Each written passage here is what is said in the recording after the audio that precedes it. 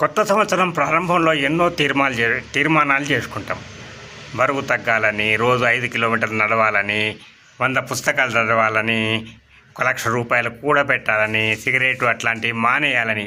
కానీ నెమ్మదిగా కొన్ని రోజులలో మర్చిపోతాం. ప్రతి సంవత్సరం ఇదే పద్ధతి. ఎందుకట్టా జరుగుతుంది? ఎందుకంటే 3 శబ్దాలు. ఫస్ట్ది కారణం. మనం ఎందుకు అనే కారణాన్ని, ఆ పర్పస్ను మనము డిఫైన్ చేయలే. ఎందుకు చేయాలి? మనం బరువు ఎందుకు తగ్గాలి?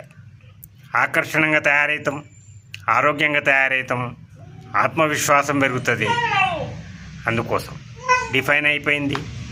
అదేవిధంగా డబ్బు ఎందుకు కూడబెట్టాలి? మన భవిష్యత్తు కోసం, మన పిల్లల భవిష్యత్తు కోసం, మనకు అవసరమైనప్పుడు ఆదుకోవడం కోసం. అదేవిధంగా అలవాట్లను ఎందుకు మానుకోవాలి?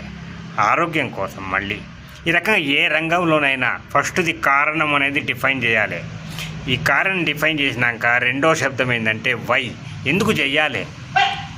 మొదటి దానిలోనే ఈ ఆన్సర్ ఉన్నది. పర్పస్ పెట్టుకున్నాం, కారణం కూడా మనం డిఫైన్ చేసుకున్నాం.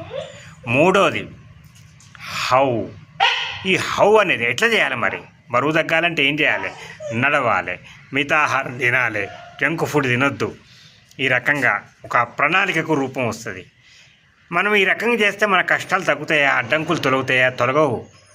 ఏమవుతుంది మరి? మన సంకల్పం దృఢమవుతుంది. మన ప్రణాళికకు రూపం వస్తుంది. దాని ప్రకారం మన క్రమశిక్షణ అలవాటవుతుంది.